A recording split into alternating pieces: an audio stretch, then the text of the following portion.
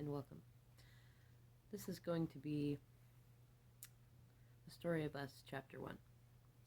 I know many of you have we've resonated with the parts of the story of my DM and I that I have shared, and have asked for me to share it more in a story of itself.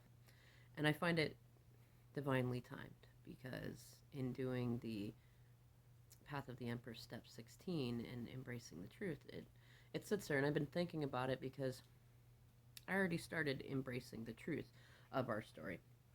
But I haven't I mean, I've shared it with some people in my soul tribe, and I haven't just gone through and told the story. I've been writing about it, so the intention is already there to share it, but there are definitely parts of the story that are socially taboo. Not necessarily things I would recommend, but I recognize that a lot of it, there's a lot of twins that go through similar stories, and there's lots of things that create um, poor timing, or they're things that are less socially acceptable. And a lot of times twins who meet come from different backgrounds, or even different countries, or different religious backgrounds and things like that, different age ranges, and it creates all sorts of plot twists in a story.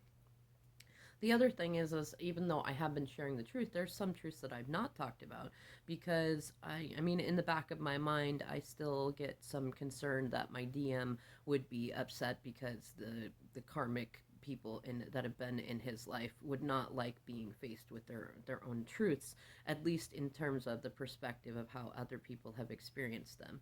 Which I want to start out and say that as I tell this story, I don't want anybody to wish unwell for anybody else. I don't hold resentment towards anybody. I did for a long time, but I really genuinely appreciate everybody who's been in the story because they've helped me grow and glow up and learn to appreciate the absurdities of this world.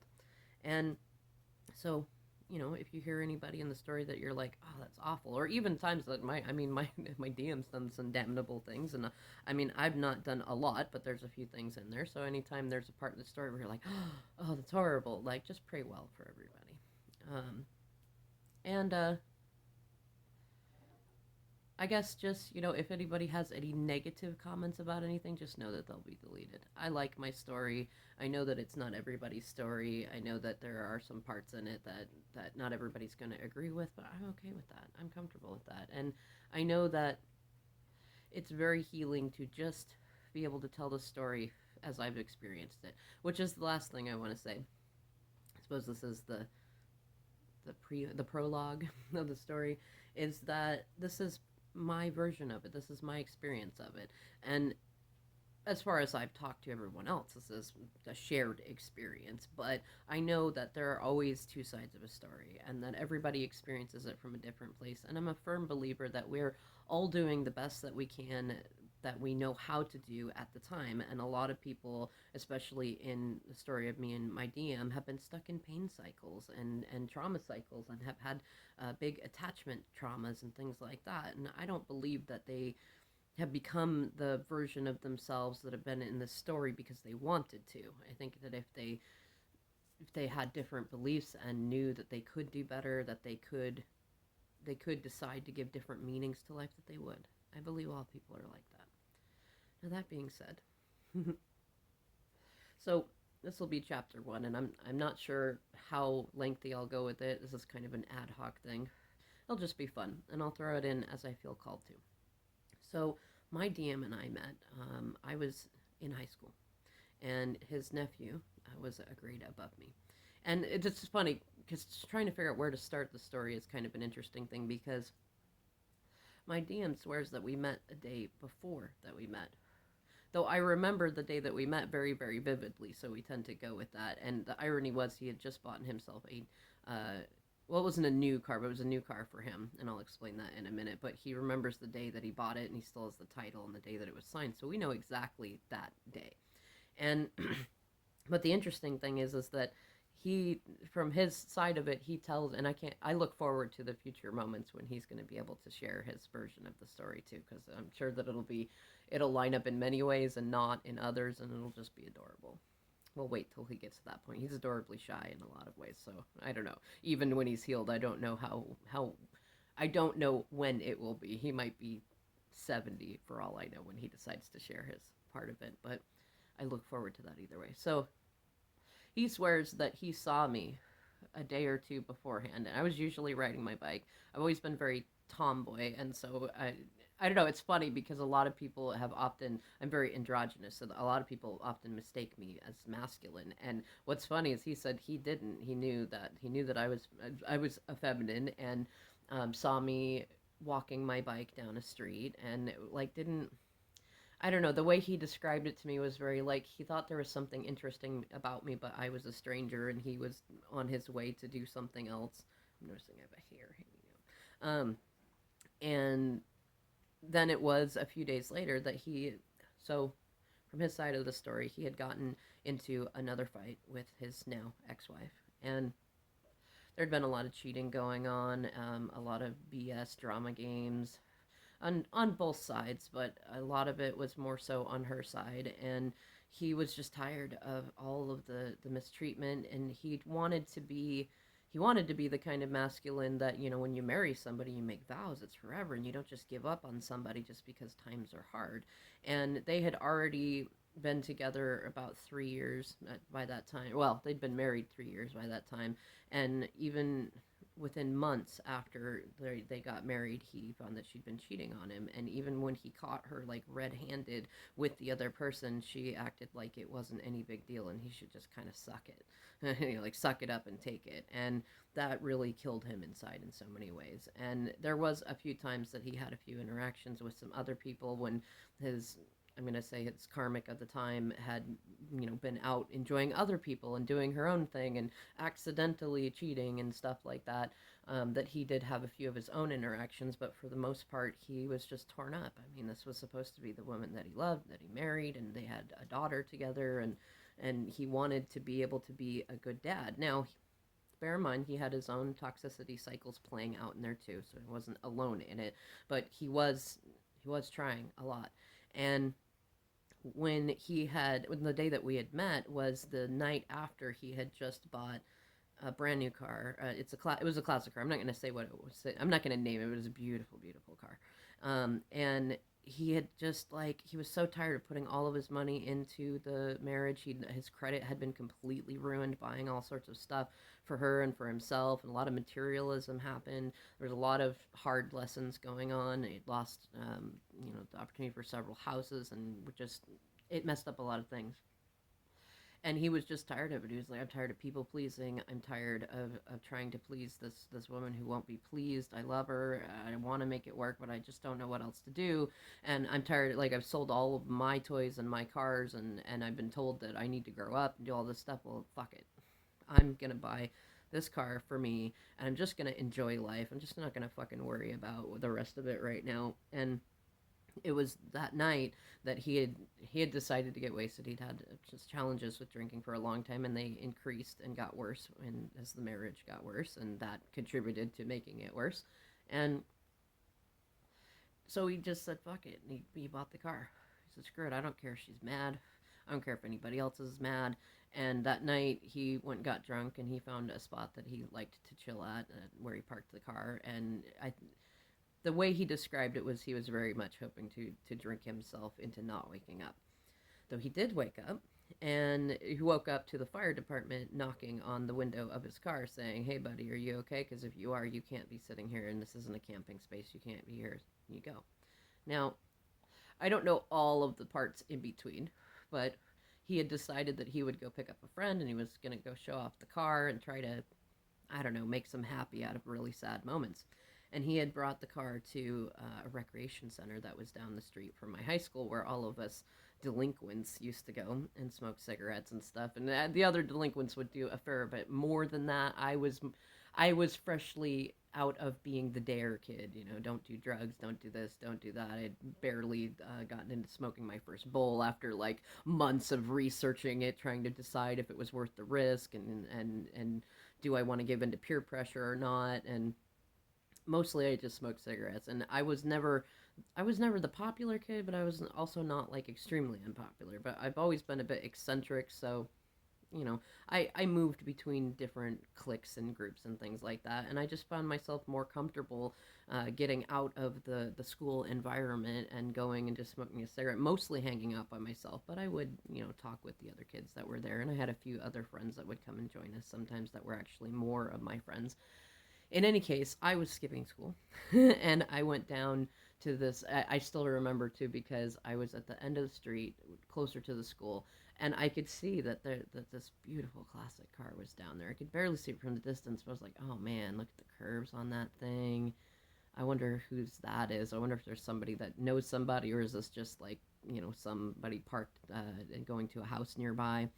And I got closer and I just something felt different. I can't even quite describe it. But I remember as I was walking, the funny thing was is that at the time I had been thinking a similar thing to what my DM had been thinking. I I'd had a fair amount of physical connections by then, not a lot, but a number of them, and I wanted a relationship, and it the people the guys I was connecting with, they weren't mature enough. They didn't want that sort of thing, and they just wanted to do mostly stuff because of peer pressure and wanting to be popular. And I was like, I'm young though. What am I worried about? Like, I don't need to push this right now, and I'm really tired of getting rejected. And you know what? I'm just gonna have fun. I'm just gonna have fun, and I'm gonna enjoy it. I'm not gonna worry about who does what, or falling in deep love, or this fantasy I have in my mind of something bigger and real. I'm just gonna be me. I'm gonna stop hiding so much and not worry about who it pisses off or doesn't piss off. So it's funny, like when my DM told me his side of the story, I was like going, oh, look at that. We matched vibrations in there. We both decided we were going to be real. We weren't going to be fake. We weren't going to be people pleasers, and we were done like pretending to be anybody else. And so I was thinking about that stuff, and then walking down the street, seeing this car, and I can see a circle of people up there, and a lot of times when people talked around then, it was in circles, like adults, kids, and it's just it's just how it went. And but it didn't happen a lot. Usually there were smaller circles, and I could see there was kind of a bigger circle going on, and it seemed to be next to this car that I really liked. And in some ways I wonder if my twin was the car. It is the car. He still has that car. I call it my car a lot. I'm like, that's mine. And anyways, when I got closer, I noticed that there was a couple of new people there that I didn't know, and one of them was a young man who had it's funny, he is got gypsy blood, and so he's got very curly hair and beautiful olive skin and a beautiful smile, beautiful laugh, and I noticed these things from a distance. I mean, it's funny, for somebody that really doesn't like to stick out that much, he does manage to get himself to stick out. And um, when I was walking up, I already felt really nervous, which was odd for me. Like, I've not really been a very anxious person most of my life. I do have anxieties at times, but I don't know. I usually don't put much store in, ooh, that person, or ooh, this person. And so it was weird for me. And I kind of slowed down my walking to see if I could kind of listen a little bit. And I like lit a cigarette, pretending like I'm being cool and all that. And I walked up and I put my bike over towards, there were some stairs over there, and I decided that I would stand in the circle and just be like, pretend like I'm totally a part of this party and what's going on.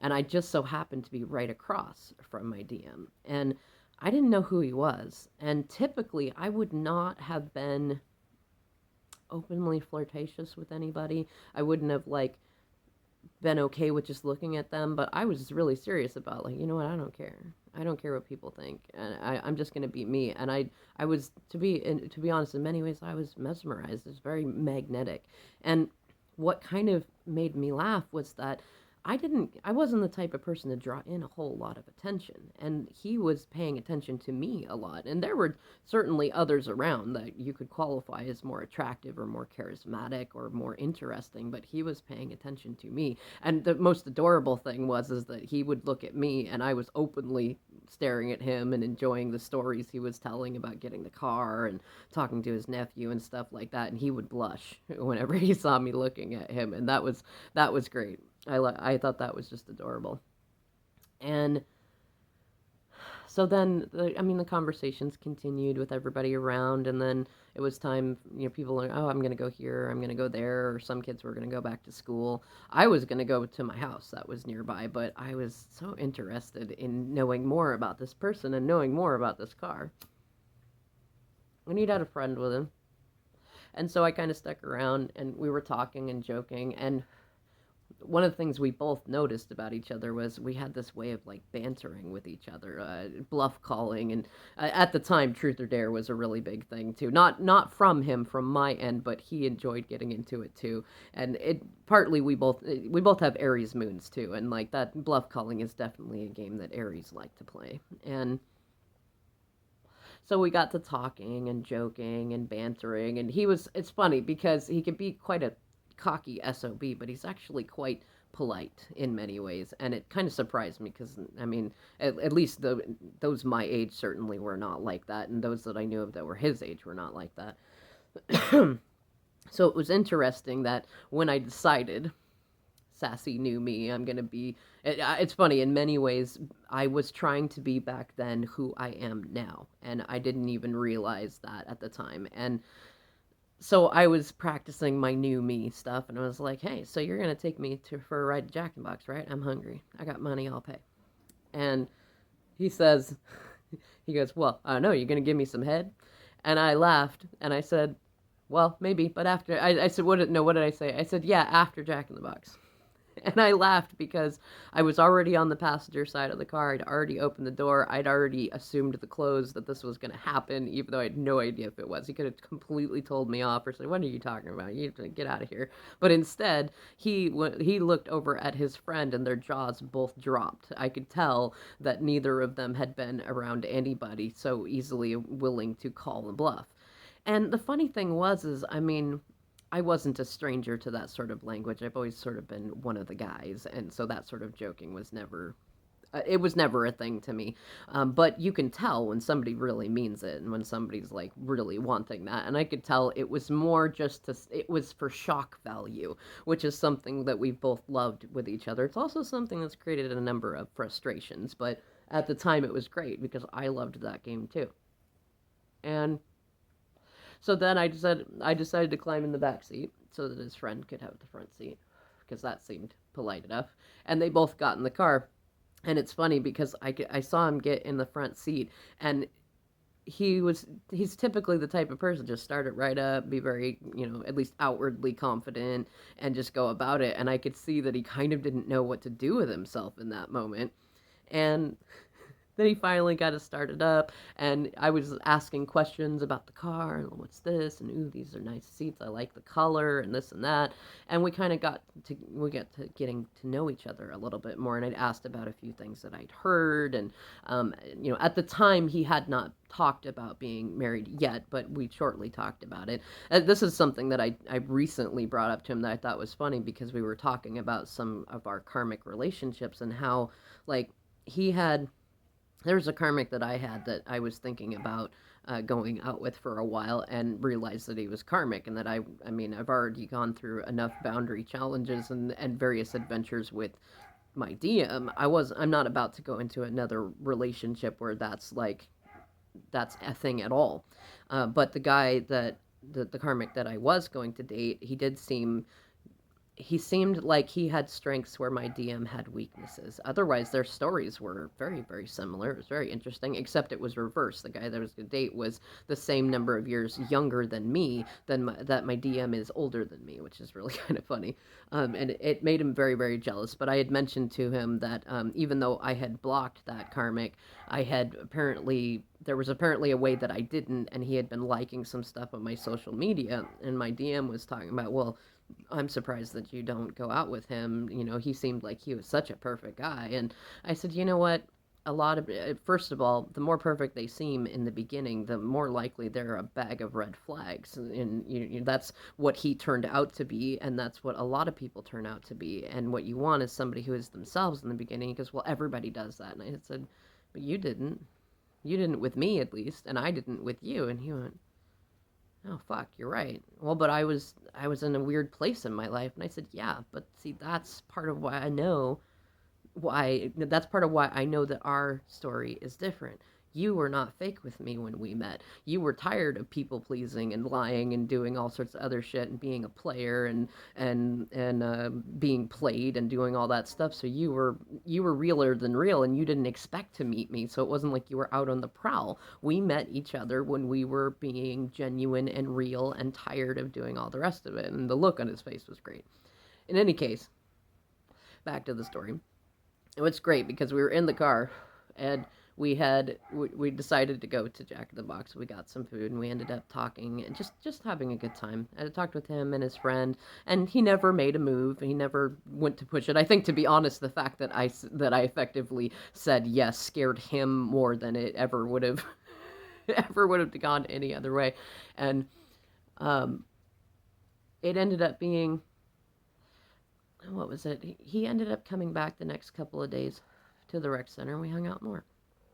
And then there was a space where he wasn't there, and I didn't think it wasn't like we had been known each other for so long that it was like a ghosting or anything. And we didn't have cell phones. He had a pager at the time, but I knew by then that he was married, and I didn't want to. I don't know. It was a weird thing for me because I knew that it was very toxic, and I also knew that it wasn't on me if he decided to do something else. But I never had the illusion in my mind that he was like gonna love me and leave his wife or do anything like that. I think as a Capricorn, I've always been far more mature for my age, and so I didn't have expectations of that being any different. It was, if you want to do something, we can. But at the time, it's funny, for all the game he talked, he's never been an instigator of things, and he's always been generally very respectful. And he was raised around a lot of women too, so that was always a very big thing. And it was funny because I've never had anybody in my life that, even after only, hanging out with them for a few hours, a few days in a row, that I really genuinely wanted to see again, and was very sad that we didn't have any other forms of communication. But I kind of just said, all right, well, that was a fun person to know for a few days. And being raised as an only child, I've learned how to you just make friends, and you just accept that sometimes they stay for a while and sometimes they don't. So I don't know. I was thinking about him a lot. I didn't know, I didn't have great self esteem at the time, so I assumed that I wasn't a very important figure in his life. I didn't know his side of the story either, and just figured it was just fun while it lasted. I was really embracing the whole, like, I'm just going to have fun and not worry about the rest at the time. Well, it was a few days later, if I remember correctly. I had told my parents that I was going to go stay at a friend's house who lived nearby. And it's funny because, like, that friend had a mom who was one of those moms that well, we called her the cool mom, but as a parent now, I recognize it really wasn't all that cool. But I could call her and say, hey, I told my mom I'm going to stay at your house. If she calls, you tell her I'm, like, in the shower or went to the store and be right back or something. And it's funny, my mom thought I was such a troublemaker, but really what I like to do is just go out and just walk under the stars and smoke cigarettes and not do anything. It was very peaceful. It was very nice. And I decided I was going to walk down to a 7-Eleven that was nearby. Now, when I got there, this is funny. This is like divine timing of it. And when I got there, I saw one of my DM's cars. He'd had a couple of old jalopies that it's funny because he gets embarrassed as part of the story. I think it's kind of adorable, but he'd had a few of them out and about. He'd already had a shit enough time in his marriage that he didn't want to keep staying at friends and family's houses and on their couches whenever things weren't working with his ex-wife at the time. And so he would often sleep in a car, and he wanted to be the kind of guy who, like, flipped cars, like went to an auction and bought a car and built it up and flipped it and moved it. And also well, he had been working for some time, but he decided, screw it, he was just gonna enjoy life and not worry about the rest, and who cared if he went without a meal or two. And he was pissed because he wasn't always able to see his daughter, and there was all sorts of dramatics on his ex's family side and things like that. So he slept in the cars a lot, and he drank a lot too, so that kept him warm in there, but it wasn't healthy for him, that's for sure. And so when I came to the 7-Eleven and I saw one of the cars, and I'd barely seen it. It was another old classic car. Not as pretty as the first one, kind of an ugly old boat, but it was a nice car. to me. I like cars with character. And I wasn't sure if it was him for sure or not. I mean, somebody else could have had that car. But when I walked up, I saw him in there in the passenger side, leaning against, kind of trying to sleep. And I'd gone to the driver's side door and opened it up and said, "Oh, it is you." And it's funny because he was so sick. He had the worst cold. His nose was red, and he barely had like this really thin blazer on, and he was nursing a 40. And he said, "No, I'm sick. No, you just go." And I said, "No, are you kidding me? Like, no, no, no. I'm not leaving a friend here sitting like that with nothing going on." And I went in, I bought a coffee for him, and I brought it out, and I had this old, it looked like a Letterman jacket, but it wasn't. It was a Winnie the Pooh jacket, which I was weird about wearing because my connection to my femininity was, it was damaged. But I loved the coat, and I loved Tigger, is what I loved. But it's funny because this coat became a pivotal part of our story because I've always been a little bit bigger, and he's very skinny. He's always been very, very skinny. And I got in the car, and he wasn't, he was so out of it. And I said, "You know what? No, here, you take this coffee." And I snuck the beer away from him and put it over where it wasn't near him. And I covered him with my coat and I sat close to him. And we really hadn't connected much more than that at the time. And I just said, it's funny because he was very tired and delirious and kept trying to say, like, "No, you're going to get sick too." And I'm like, "That's okay. If I get sick, I'll stay home and nurse myself and it'll be good.